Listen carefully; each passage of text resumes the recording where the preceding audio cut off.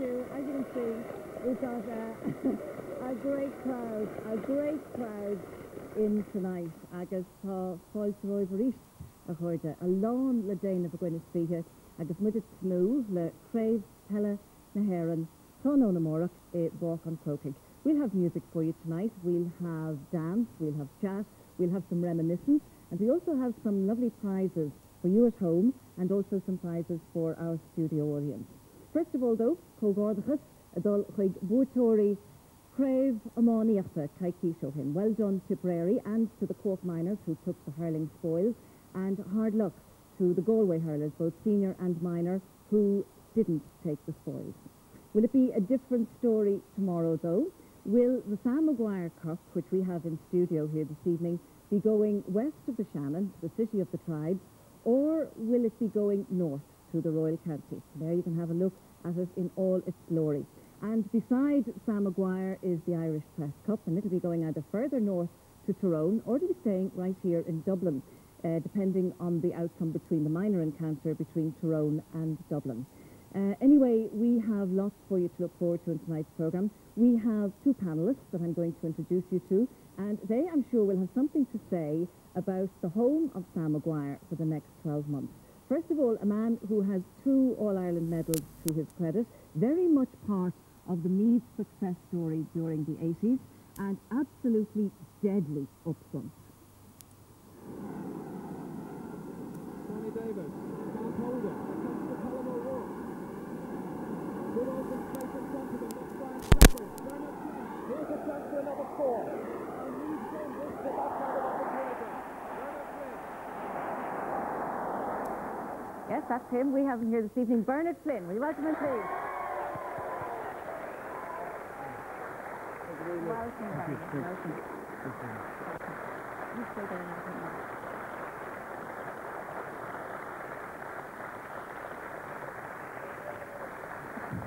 We've got a lot of fans here this evening, and I've no doubt the same is true of our second panellist. He's tall, he's talented, he's won 6 Connacht Championship medals with Galway, and he's also had a very successful managerial career on the Dublin club team.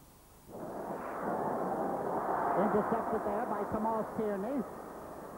Tom Nocton, back now to Brian Kelsey. Kelsey, a nice high ball, and it's gone over the bar. A lovely point by Brian Kelsey. Yes, and we have him here as well this evening, the one and only Brian Kelsey from Galway. Brian, you're welcome. Can't let him away. Show you the hand. Once you stand between. Well, it's lovely to have the pair of you here, and I believe that you're good friends. Well, certainly, Marie, after the Kerry semi-final, I think Brian was the main reason that I actually got home about 4 hours later than I should have that night, and we had a few drinks, quite a few after the game, and coincidentally we were on tonight, so we do know each other quite well, and had a good bit of crack. Not knowing we'll be here tonight, but I can tell you, whatever way you have the audience rigged, he's definitely a lot more supportive than we have tonight. Oh, I'm sure we'll have to have a clathometer on that. Brian, these friendships, I suppose, that you get from playing inter-county football must be very special and worth holding on to. Yeah, they certainly are, because you know, when you're playing inter-county football, a lot of things happen, Mary, in games, and the good thing about footballers, I think, is, you know, things happen, and it's a competitive situation, and you know, people just forget about it after, you know, and nobody holds any grudges, thanks be to God. And you know, myself and Bernard, it wasn't my fault, by the way, that he was late home. I'd have to say that. He kept me out. So you're partners in crime, in other words? Probably, yeah. Okay, well, listen, we'll have lots of chat in a little while, but first of all, we're going to have a little bit of music for you. And actually, this band are All-Ireland winners. They have a 3 in a row under their belt as well. It's the 3 in a row All-Ireland Senior Céilí Band title. Will you welcome them, please? Wonderful music. Don't you enjoy this? Feet will be stomping. It's the Táin Céilí Band.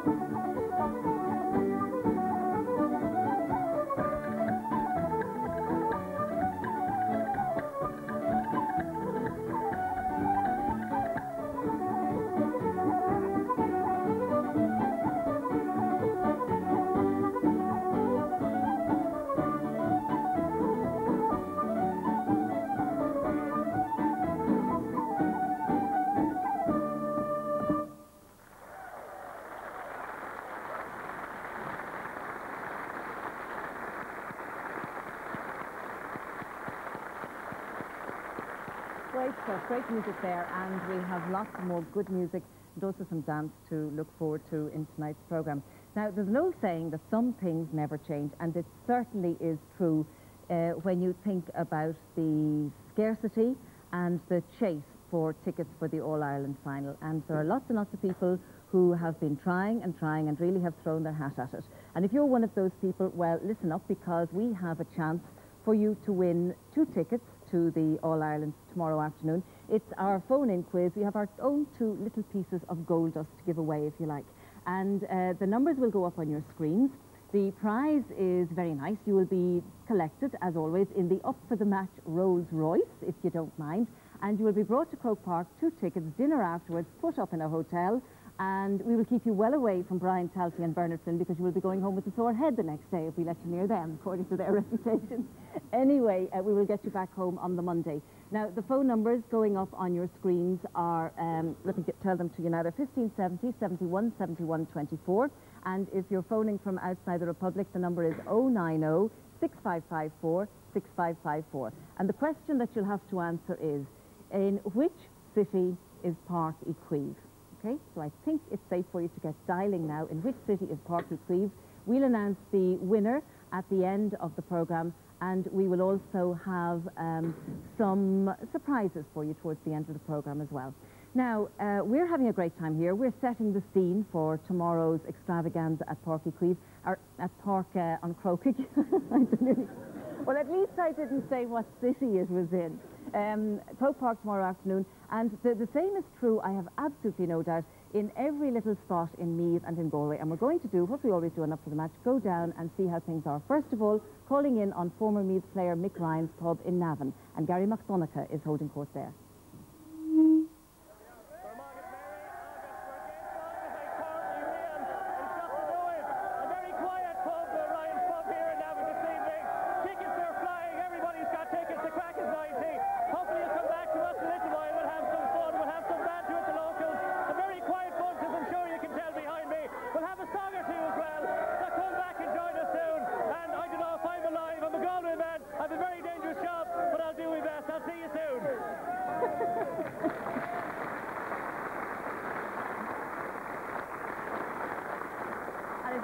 Dangerous job actually for Gary McDonagh, because he's a Galway man, and there he is wearing the Meath scarf in a pub in Navan. Anyway, very quiet lot, very refined lot, as you can see. We'll be catching up with them later on. And now we're going to T. Hughes, Spiddale, Igunda Nagaliva, and Anya Lally is taking charge of things there.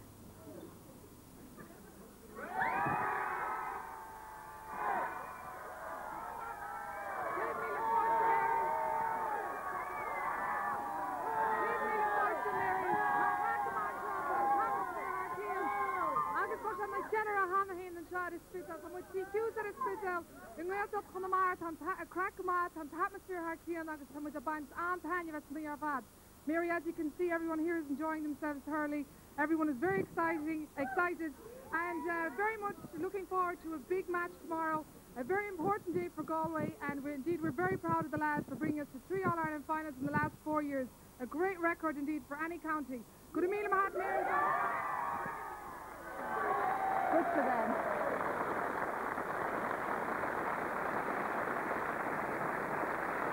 Good for them. Loads and loads of local colour there, as you can see. But Bernard Flynn was very disappointed, really, that he didn't see any Meath scarves down there in T. Hughes. I think that would be asking a bit much, Bernard. Probably would. I tell you, the guy in Navan definitely is not safe tonight, I can assure you.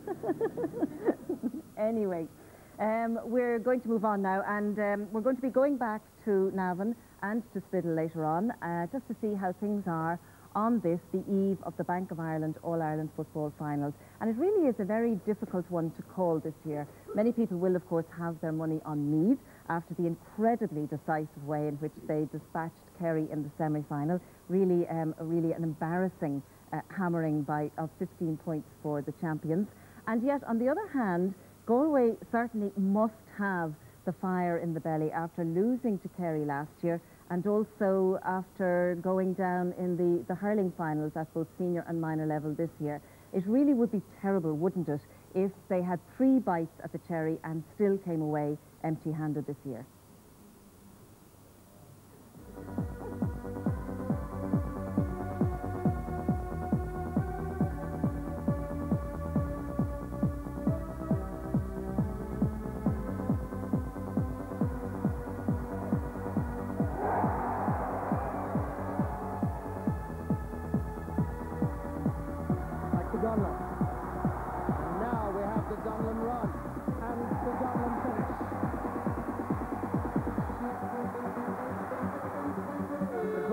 towards Frankie Dolan.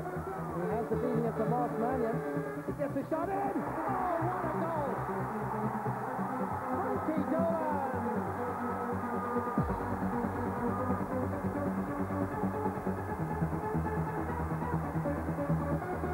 Inside here well for Jar Fallon. And finally the left foot of Jar Fallon is on target. Oh, that's a great block down. It's Michael Donlan. He's blocked the clearance by Justin McNulty. Still Michael Donlan. Laying it on here. Can there be a winner? Clancy has kicked it, lifted it, and it's over the bar.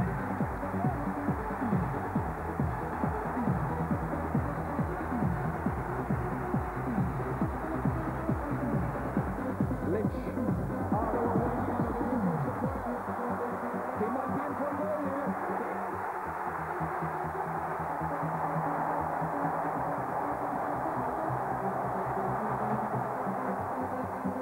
Playing it very tight. Corey Joyce back to Kevin Walsh, and that is over the bar.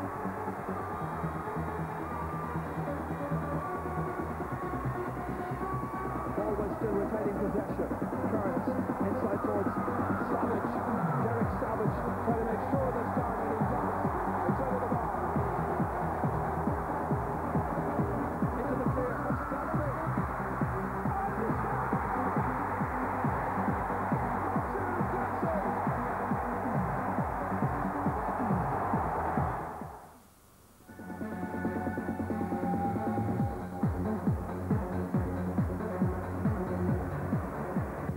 Ollie Murphy will hit that very well indeed, and it's a goal.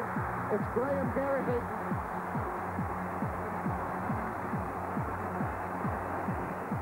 Nigel Nestor with the quick free. Needs something to happen. Pretty sharpish. Maybe Ollie Murphy can do that now. Murphy scored the goal.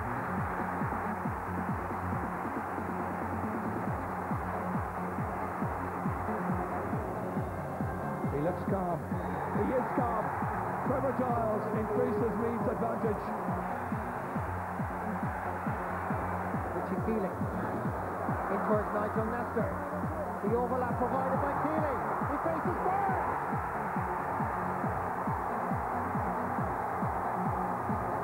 From Shotland and Meath rejoice.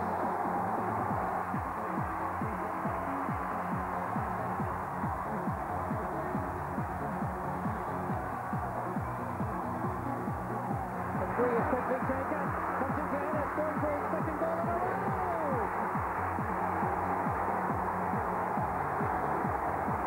Beautiful play by Westmeath. Graham Geraghty trying to come in on the end line. Over to Ollie Murphy. He's the one that Westmeath fear most. He's done it again.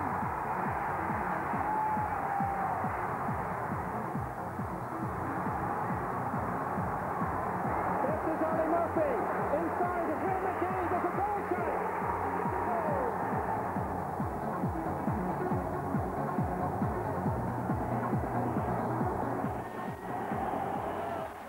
Man has completed an absolute rout of Kerry.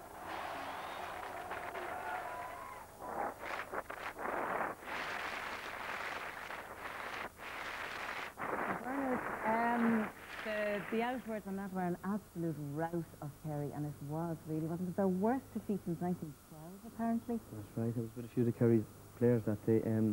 Yeah, it was actually hard afterwards, and particularly looking at Sean Boylan. I remember seeing afterwards the interview with him, and it summed up a lot. Well, he was of, very gracious, wasn't he? He was very gracious, but he was shocked. Sean himself was shocked. And I know from talking to you the other night, the one thing I will say is that I know from talking to him that whatever happens tomorrow, the Meath players will be focused. They will know they're up against an exceptionally good bunch of footballers with some excellent forwards.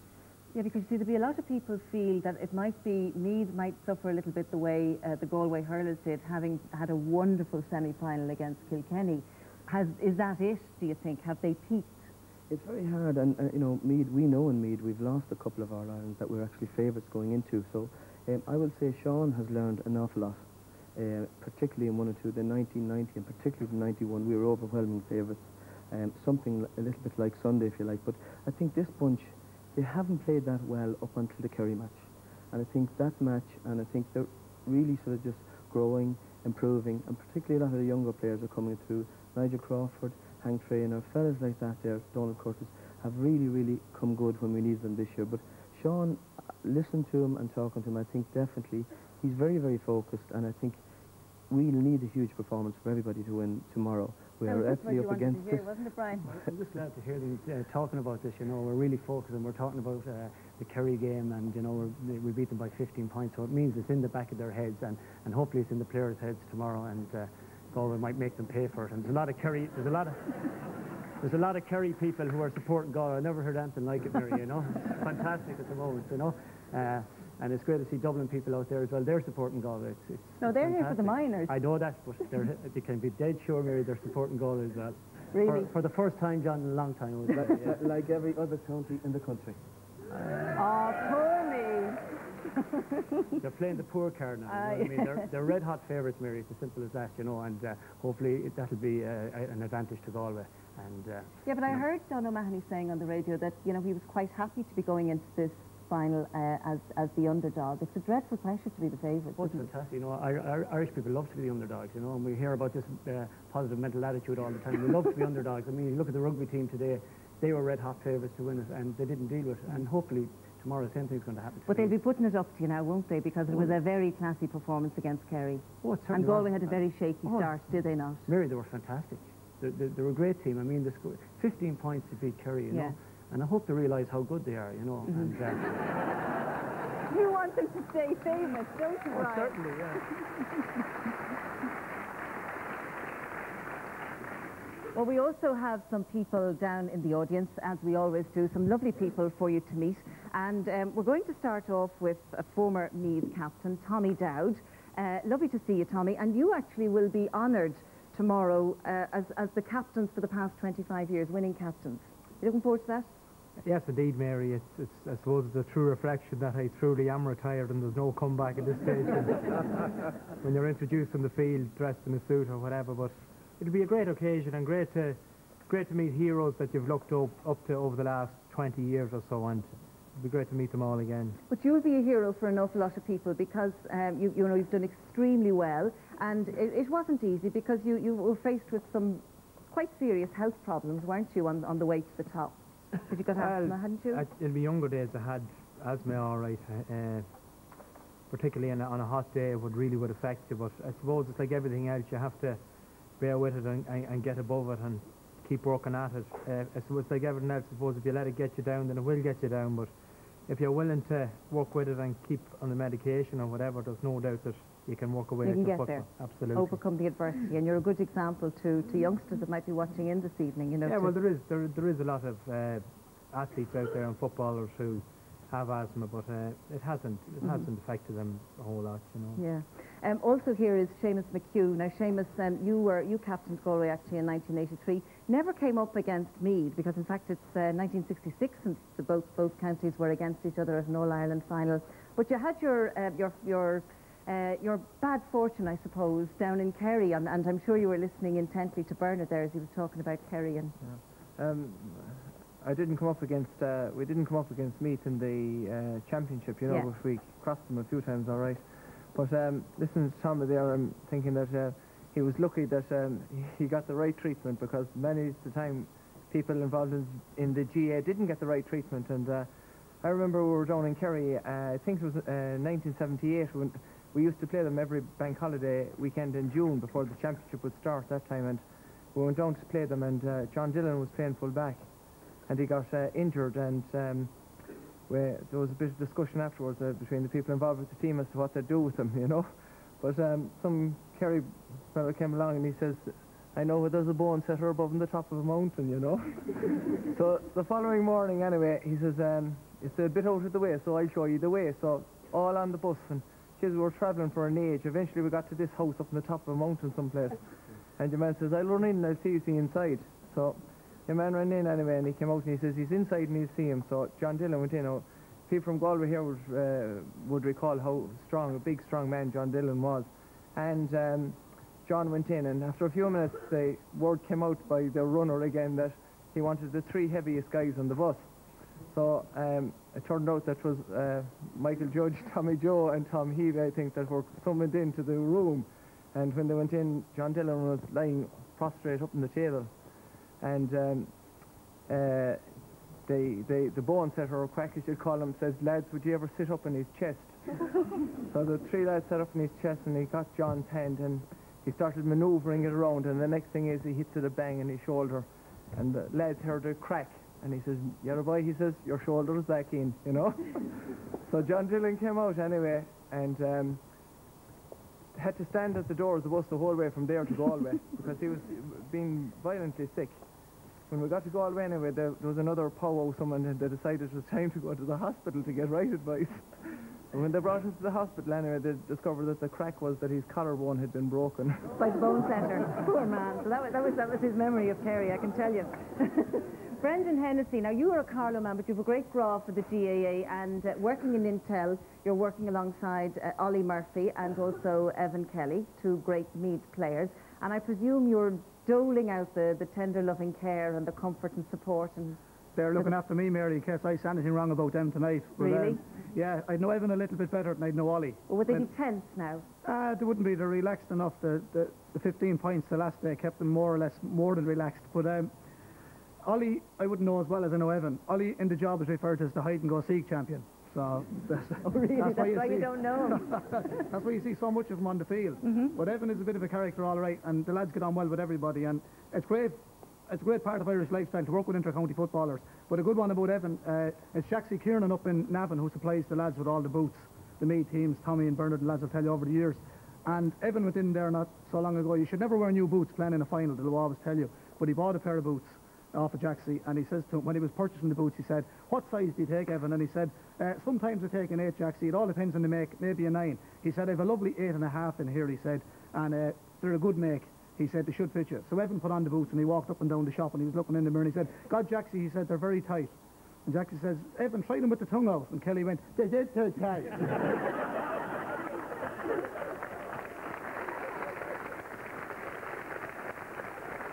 won't be speaking to you.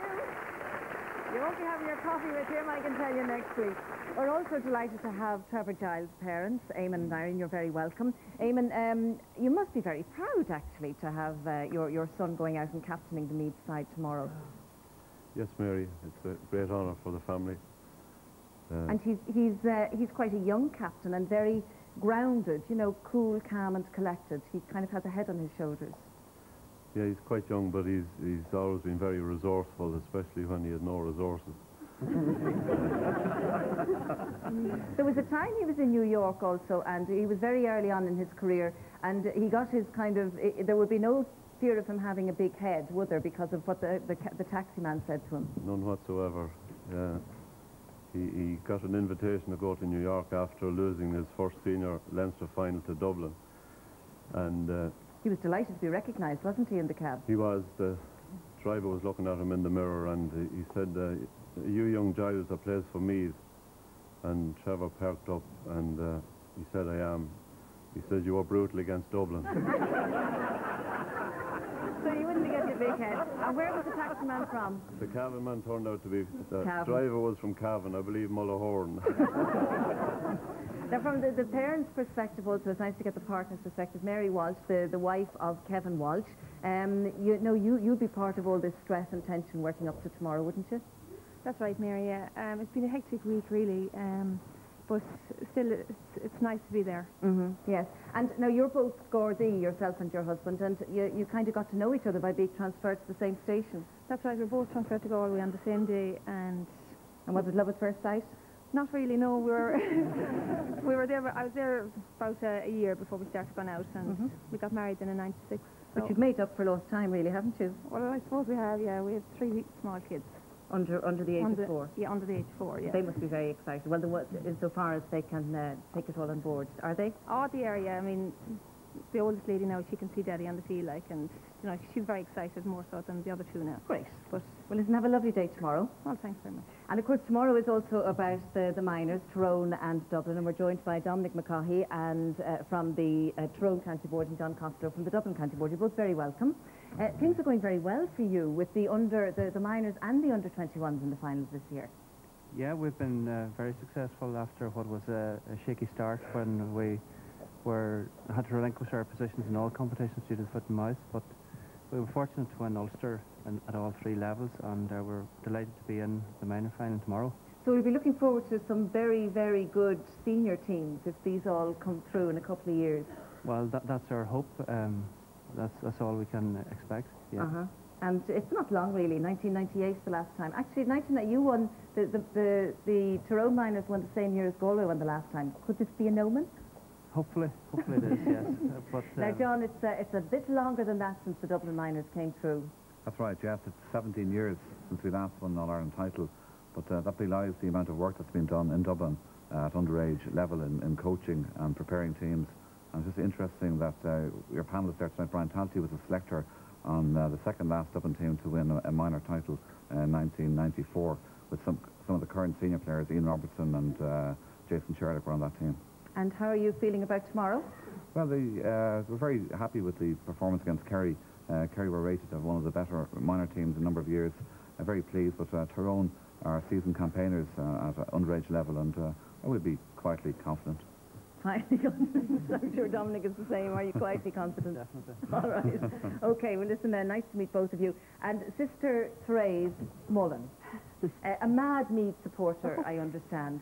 Well, where are you based, sister? I'm based in Mullingar, but from Navan. What order? Loretto. Loretto. And who's your friend? This is Sean. Called after who you know. Really? Yeah. And I mean, have you always been a really loyal Meath supporter? Yes, always, yes. And will you be in Croke Park tomorrow? No, I have work to do in Mullingar. Right. Because I was just thinking, you know, you could be on the hill and you could sing "The Hill is Alive" with the sound of music. You could. Anyway, it's lovely to meet you, and I have to say it's lovely. It's a great audience, and thank you all for being so positive and looking so well. And could I also say that the audience looks extremely well. The ones that are wearing, I have to thank Marguerite Varden of Tommy Varden's, who are the sponsors of the Galway team, and also Robbie Grogan from Keepack, who have given us some of the county jerseys, which our audience are wearing with pride, and rightly so. And also now, I want to go back because we have our audience. You can give yourselves a round of applause because I think you do look very well.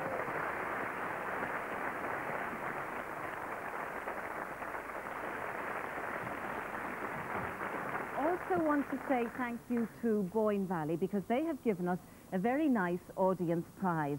And it is return flights for 2 people and an overnight stay in London. And what you have to do now is take out your tickets. And I'm going to have a look in the hat here and pull out. Actually, I'll give them a rumble. And Bernard, would you mind picking out one of them and seeing... Does it matter? Okay, so it's the holder of ticket number 56 will be going on the trip to London. We'll find out who you are in a minute. Now, there can only, of course, be one winner of the trip to London, but Boyne Valley have also very kindly given us a hamper of their goodies. We have honey, and I believe there's honey for your honey, and there's squeezy honey, and there's all sorts of lovely things in there. You can take a look at the hamper there. And the good news is that of these, there is one for... Well, yes, I love saying that. I really do.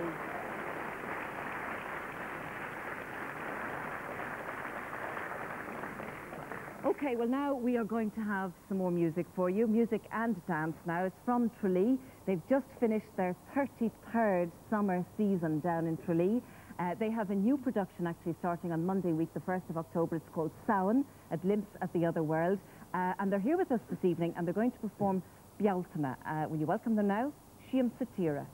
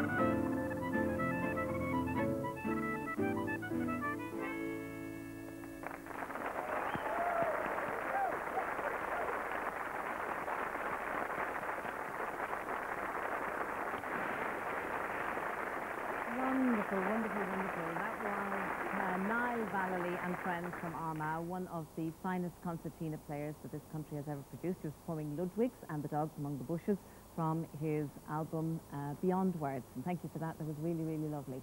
Okay, now a reminder that if you're still looking for tickets, you could do worse than phone in to our quiz. We're going to put the numbers up on the screens again, and we'll announce the winner at the end of the programme. And as I said, we might have a little surprise for you at that time as well. And oh yes, just at this point, let me tell you that the winner of the Boyne Valley trip to London was a Meath man. His name is James Maloney, and he's from Ashburn. And Bernard, you were delighted about that, weren't you?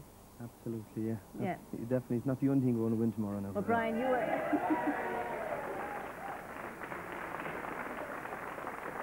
Brian, you wouldn't be so sure.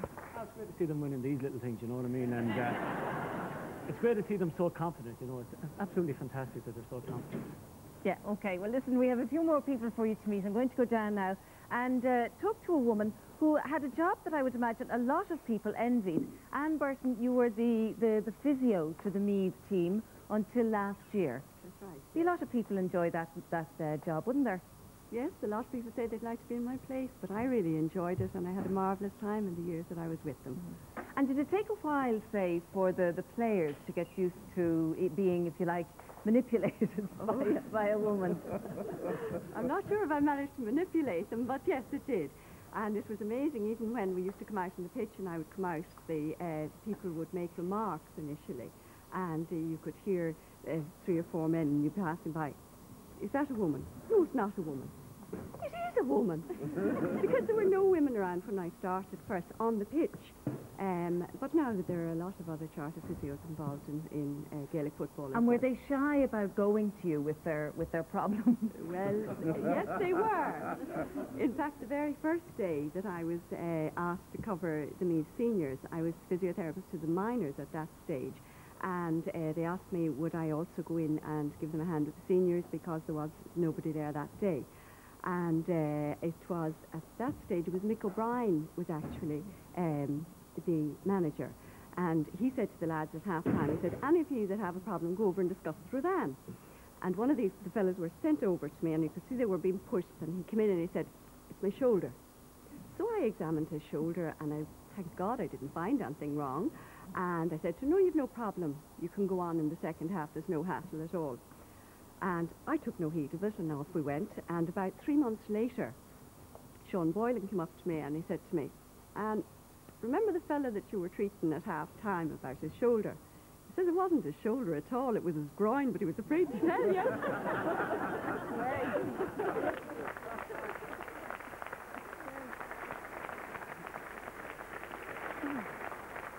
I also want to say hello to the fatties, Richie and Marjorie. You have 2 sons who'll be lining out, Gary and also Richie, Gary the captain.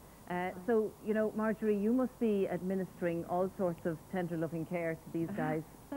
Well, I don't know about tender loving care, Mary, but they're all geared up for the match anyway, and hopefully now that they'll be able to do the business tomorrow, and we'll have the stand coming And home. with 6 boys in your family, it must have been fairly hectic in the early years, was it? It was very hectic, very hectic.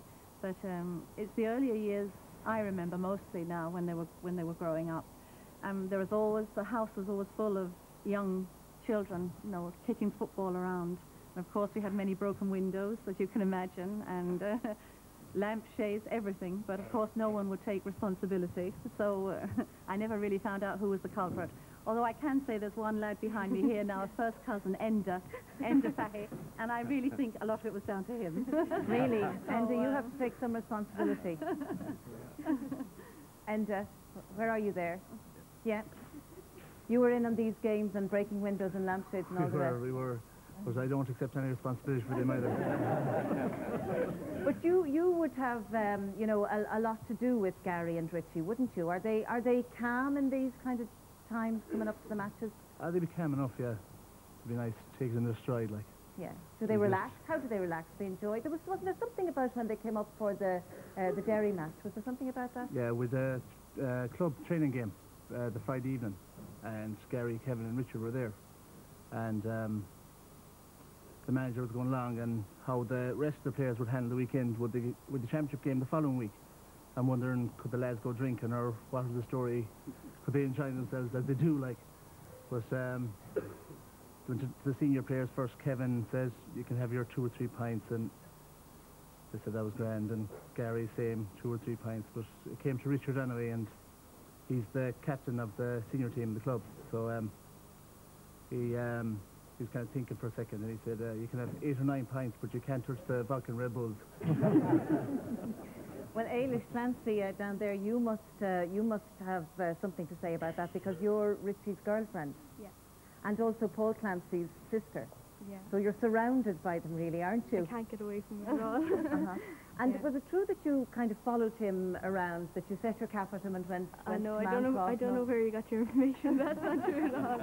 No? No, he used to come down to my Cullen because my Cullen have the better footballers, you see. Oh, I see. Gladden thinks, you know, we were always the superior footballers, so he used to come down and try and get a few tips from Paul.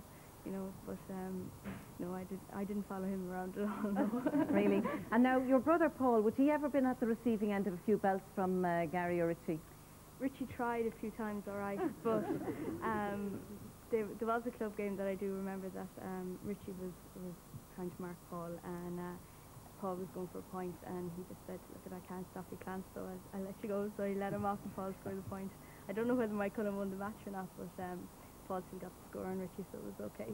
Well, they'll all have your support tomorrow anyway, won't they? Yeah. Okay, we have lots of other people for you to meet, but first of all, let's have a check-up on how things are going first of all in Mick Ryan's pub in Navan, and I don't know really how Gary McDonough will be getting on. Will he get out the door alive? We'll see how it gets on.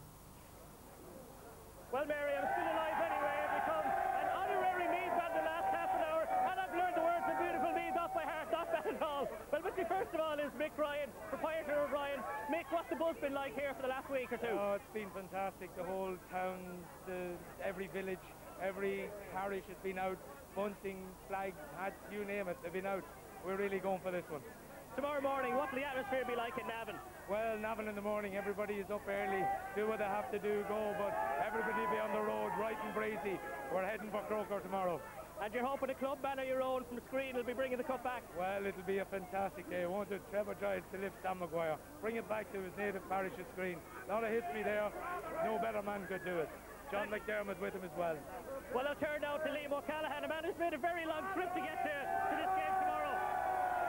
Yes, I came from Toronto last night, and I can see a great buzz in Navan, but there's also a great buzz in Toronto, anticipating what the outcome of this game is going to be Sunday. Now, you went to Toronto 33 years ago, the year after Meath won the 1967 All-Ireland, and you've been coming back here ever since, and you have plenty of opportunities. I've been coming back for every Meath All-Ireland, and it always gives us a buzz, it gives us great pleasure, and it gives us something to look forward to every year that Meath is in an All-Ireland.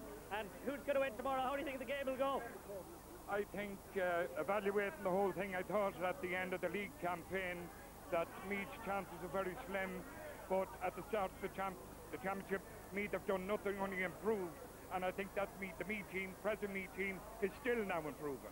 Thanks a lot. I'll move to another fella now, a very lucky man, because Richie Monaghan, you just got your ticket tonight. Yeah, just got this evening at 8 o'clock, and like I'd offered up before, is that several games, and every game this year, and I couldn't get tickets this year, and at 8 o'clock I got a ticket. Got a friend of mine phoned me and said he'd take it for me, and I got this evening at 8 o'clock, so I was really happy with getting the ticket, so I know loads of people didn't get them, but I'm delighted to get one. And is the demand as bad as ever? Is it worse this year than anything? No, it's worse this year. Like years ago, like all the last games, I always got tickets, but this year it's been like no one has tickets here. But well, thanks a lot. That's all we have time for from Navan. This will go on. The party's going to go on for a long time here now, and we'll leave you with the Fields song. I'm going to try and sing the Fields of Athenry, but I'm going to have a fast car outside to pick me up and bring me back to Galway. Goodbye.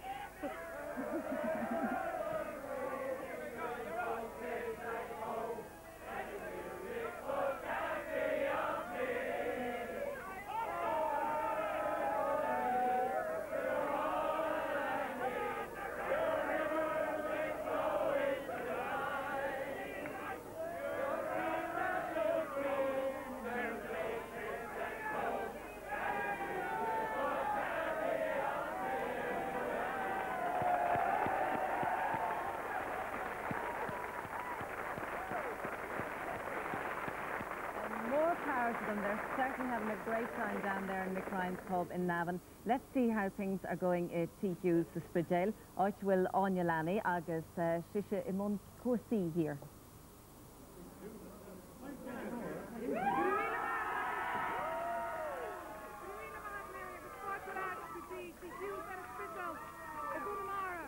Celebrations are still continuing here, and indeed Galway will undoubtedly get great backing from not only Spiddle but from Connemara and the rest of Galway and every Galwegian around the globe tomorrow. So the best of luck to the lads tomorrow. First of all, before I go any further, I'd like to introduce everybody to this man. He tomorrow will be his 40th, unbelievable, 40th All-Ireland final. Peter Gill from Barna, how are you keeping? And tell me about 1966. Mate, well, 1966 was very hard to get a ticket there. Like always, you know, it's not easy to get them. But I went up on the wall at the Railway Inn, up on a ladder, and I sat beside a black man up there. And he didn't know anything about the game. He said, will you explain it to me? So I said, I will. And I'm going on and explaining about the pints and 50s and dim days, not 45.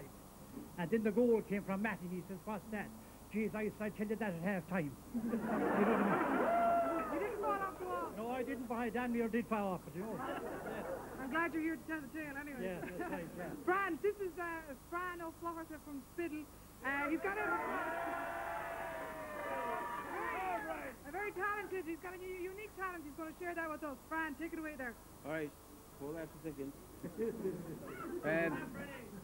And the ball is thrown in there at Kevin Welch. It's a big daddy, Kevin Welch.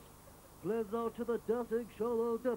He comes up the Hogan stand side of the field. As they come up to the 45-yard line, he dashes by 2 or 3 Meath lads. They can't keep up with him. He hits it inside to Joe Bogan, hits it into Jargan. Jarge off the shoulder, hits the Porrick Joyce, pushing Porrick Joyce, Porrick Joyce down, and the cool!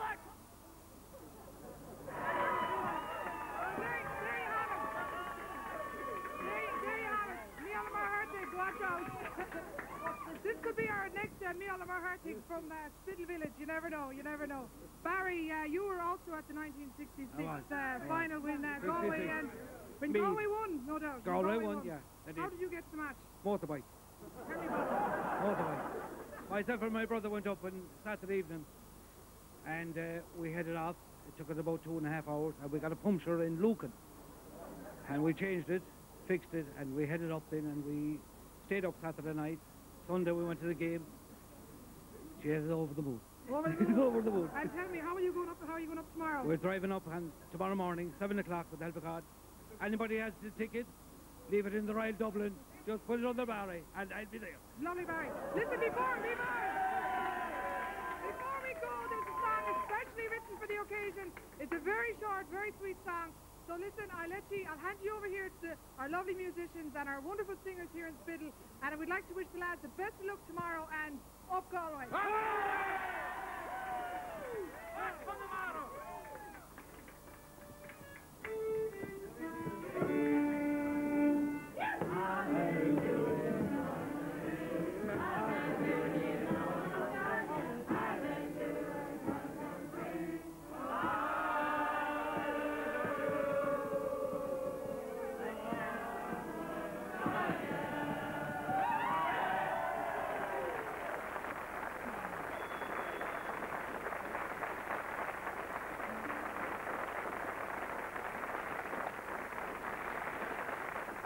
And well done to them and T. Hughes, and thank you to both pubs for having us in this evening. No shortage of support for both teams, and that's terribly important, isn't it, lads? And also, I suppose, the manager is terribly important at this time, the charisma. Now, you have a lot of experience, Brian, as a manager, and God knows you're oozing charisma.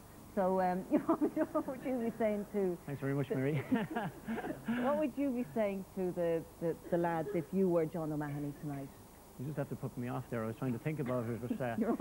you're all consumed yeah, all I with can say charisma is John O'Mahony is he's a fantastic manager, you know, and in his time in Galway, Galway are actually going to play their 4th All-Ireland tomorrow, and there's nothing you can say, but he's just done a fantastic job, you know, and obviously he has a great way with the players, because I think at the beginning of this year, Galway were in tatters really when Roscommon beat them, and to actually pull that around and bring them to a stage now where they're playing in All-Ireland again, and I would think, and I think a lot of the Galway people there will think, that we have a great chance of winning All-Ireland, and a lot of that has to go down to John and the way he's brought the players around again. Mm-hmm.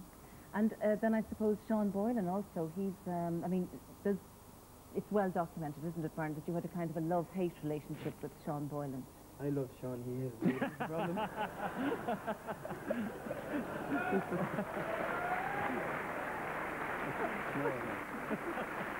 No.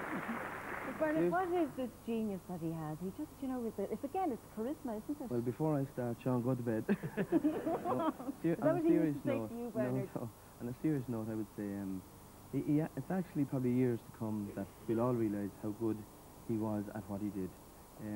But the way he sort of instills in players, in Meath, average players become better players and everything. But the one thing that sticks out, I'd say, that people probably don't realise, and which is never really said too often, like, the ups and downs that was in the squads, whatever, and like over that sort of period there's going to be ups and downs. But the amount of fun and joy that Sean Boylan does allow his players, and the freedom he allows them, that's one thing, the overriding thing, is that he's always allowed them to have that little bit of, make their own decisions. He never dictated what they did off the field. He allowed them to be, let's say, their own man, carry themselves in a, you know, in a proper, mannerly fashion, but let them have that little bit of freedom. He's always done that. He expected it on the field, but never dictated their lives off the field, which a lot of them really respect, and, you know, they never forget it. Yeah, so from what you're both saying, it's a question of respect, you know, isn't it, from the players, and they do respect both of these men. Yeah, I mean, like there's players would have an odd difference, or whatever, but for what he's done, the way he turned Meath football around, and hopefully, I'm getting a bit fed up listening to this fella here now, to win the third All-Ireland in the last 5-6 years, and Sean's fifth in 3 decades now. If that happens tomorrow, I think it'll be absolutely huge, and he'll go down as probably one of the greatest of all time. Now, I'd say everybody here in the Meath section of the audience will go down as one of the great managers, if not win another All-Ireland. Listen, the captain also, of course, has, that's the Meath crowd, has a great responsibility for motivation. We have a couple of captains here now that actually have kind of been opposed to each other. Enda Colleran, you were the captain in 1966 when you beat Meath. You would have been conscious of your kind of motivational role as well, would you? Yes, it's a very nervous time for all players, but I suppose that the captain thinks he has added responsibilities, whether he really has or not, you know. I'd like to say tonight on behalf of all Galway people as well that we're really looking forward to playing Meath tomorrow, because they seem to be an exceptionally friendly and sporting bunch of players, because looking at their matches during the year, when Maurice Fitzgerald first of all came on for a sub against Cork, immediately 3 Cork guys crashed into him from 3 different directions. Same against Dublin. When he came on as a sub against Meath, his direct opponent put out his hand, shook hands to him and welcomed him. Now our Galway players are all looking to that kind of welcome tomorrow from the Meath. There's a lot of people who say, I hope it keeps fine for them. And behind Enda is Dave Carty. Now, you were the Meath captain in 1966 and went down to Galway, but then it must have been nice in 67 to be the winning captain, was it, Dave? Well, it was very disappointing to be captain in 66 when we went down to the great Galway team. In 1967 I wasn't captain, and I didn't play in the final, but the 3 lads in front of me did play, and it was I was on the panel, and it was a great satisfaction to come back after the bad defeat the year before. And we know that this is a special day for you, isn't it? Yes. Tell us. It's your birthday. It's my birthday today. And yes. you are? 60 today. 60, which is well done. Congratulations. I'm looking well because I know you've had your house problems. And we have a birthday present for you here, Dave. It's a meal for 2 in the Trocadero, and I'll give you this afterwards, and enjoy. Now, I also see the red collier, and I'm always told about you that really, Pat, your role, if you like, was to run down the field and for the opposing players to just bounce off you. Isn't that right? I don't know about that, whether they bounced off me or not, but my job was to get the ball away and move as fast as I could. At times I wasn't that fast. But you were very strategic, and I know Mick Mellett is here, and you were telling me that, you know, there was a good example of the strategic powers of the Reds there when it came to Bertie Cunningham, wasn't it? Yeah, well, the Meath half-back line that time was the Reds, Bertie Cunningham in the middle and Pat Reynolds on the left-hand side. 3 very gentle fellas like Enda was referring to there a few minutes ago. But Reds man, it was non-existent for the first 25 minutes, and he got to the ball for the first time just before half-time, and Red went to tackle and Red slipped, and your man got past him, and Bertie Cunningham came in with the shoulder, and our friend went horizontal, as he would if Bertie shouldered him. But anyway, Red called Bertie aside and he said, "Bertie, will you go easy on him?" And why, says Bertie? He said, "They're bound to have somebody better on the sideline." Very strategic, very strategic. I also want to say hello here to Denise Horan and to Angela Casey, and you being the women's captains who will be going out to Croke Park on tomorrow week, and the best of luck. I know, Denise, you'll be going for 3 in a row for Mayo, and Laois hopefully will break the duck. You'll break the duck. Now, there's another mother that I want to say hello to, and that's Anne DePuere. And you are Sean Ove's mother on the Galway team, and he's one of how many? 9. Family, yeah. And he's the second eldest of the boys. And I know that he has an enduring passion and a devotion to Grania Shoiga, the TG Cahir newscaster, and actually the TV3. You won't like to hear that. Well, tell us about what he does. Well, about his birthday is Christmas Eve. He was born at 9 o'clock on Christmas Eve, 1970. And as a result, he has his birthday party Christmas Eve, and they overindulge and overeat, as you know. And anyway, about 5 years ago, his younger brothers decided it was time to go over to the pitch and try and work off some of this overeating. So they started this free taking competition, the 3 boys in our house. And the other two boys, like, were much younger than Sean O. But would you believe, he's the guy playing in the All-Ireland tomorrow. He has never yet won it. But they had a trophy. Oh, they have a trophy. And the trophy is called? The Grania Show. The Grania Show. And Sean Og is not happy that he has never won it. No, well, no. Didn't he say that it would be easier to win an All-Ireland medal than? No, but it's harder to win the Grania Show than to win an All-Ireland medal. That's what it is. Well, maybe now the Grania Show, you know, she might come next to Stephen's Day and present it. I'd get a bigger cup maybe for them next year. There are lots of other people, and thank you all for being part of our audience. Now, I also want to do a few things before we finish. We have to tell you the winner, first of all, of our phone-in competition. The city in which Páirc Ní Chaoimh is, of course, is Cork. And the winner is Margaret Costello from Clonmore Court in Dublin 9. So congratulations to you, Margaret. Now, the surprise that we have for you is we have 4 Premier tickets for the Cusack stand for tomorrow. And they are for members of our audience, 2 lucky members, because we're going to divide them in 2. They've been given to us by Carrick-Dunn, the people who make the Irish knitwear and also who showcase Irish designers and craftspeople in their shops around the country. So would you very quickly, Bernard, pick one, and you also, Brian? One each, because we couldn't give 4 to one person, we're giving 2 to 2. All right. And okay, and call it out, Brian. 207. 207, and what have you got, Bernard? 30. Okay. Right, we'll find those people and we'll give them their tickets. Before we go, Brian, I know where you're going to put your money tomorrow, or are you keeping it in your pocket, but why? Because I don't have any money, Mary, to be honest with you, but it's actually all on Galway. But I certainly think that Galway have a great chance tomorrow. And, you know, we've been laughing and joking about it all night, but Meath, certainly, their performance against Kerry was fantastic. And, you know, it's going to be hard to reproduce that or something like that again, because I feel Galway are not going to let them do that in the first place. And this Galway team, I think it's the first time since John O'Mahony took over that he's actually had the full squad, all fit. And I would hope tomorrow that the likes of Paul Clancy and Jared Fallon will be really fit tomorrow and test the Meath backline. And having said that, I think Galway, like Meath, they work very, very hard all over the field, both in attack and when they defend. So it's going to be a very tight game, but I'm hoping that the likes of Jay from Tuam or Paul Clancy will come on, and they're not being spoken about at the moment, and they will get the scores that will win it for Galway. Bernard? Yeah, just I think we'll have 2 absolutely fantastic attacking teams tomorrow. I think probably 2 of the best in the country, and just from a Meath point of view, I'd have to say that you know, I'm a little bit worried, obviously, with the amount of present managers and players that are actually tipping Galway this week. It's a little bit of a worry, but the only thing I'd say, if Sean has the lads mentally in tune, something like he had against Kerry, and they defend in the same way, in the same manner, I do think we'll sneak up just about, but I wouldn't be surprised if there is a replay, and we won't be disappointed. Like last year. You won't be disappointed. Okay, well listen, thank you both for coming in and for being part of our panel this evening. Now we're going to leave you. Hope you enjoyed the programme and that you'll enjoy Croke Park tomorrow, whether you're there or whether you're watching it on the television. We have some great music to see us out this evening. It's, if you like, the legend of Inishbofin. He's here with Sharon Shannon and friends, and he has a new CD out. It's called The Pound Road. He's going to perform Curtain in the Kitchen, and it's Desi O'Halloran, Wimsha Iwagriv, Agus Godesha Flon. Desi O'Halloran is Curtain in the Kitchen.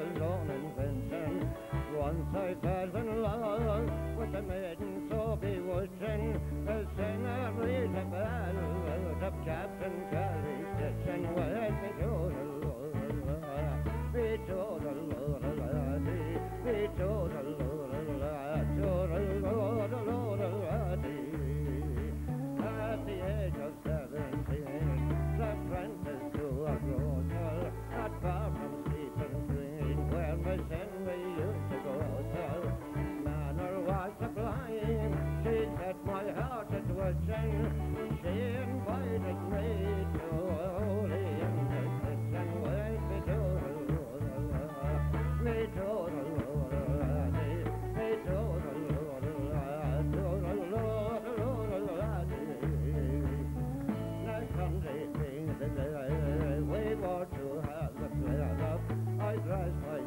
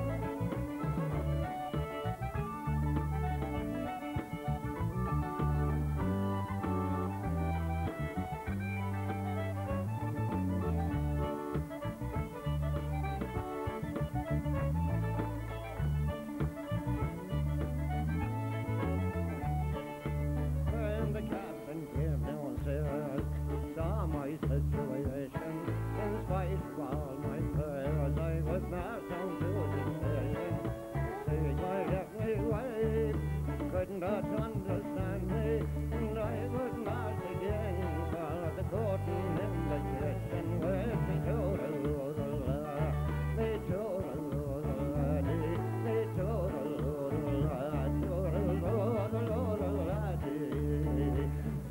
I said she did invite me, but I got a flat in my hill. I said she did invite me, and I was in for trial. She swore I'd rob the house by the ball or 3 till, and I got 6 months long in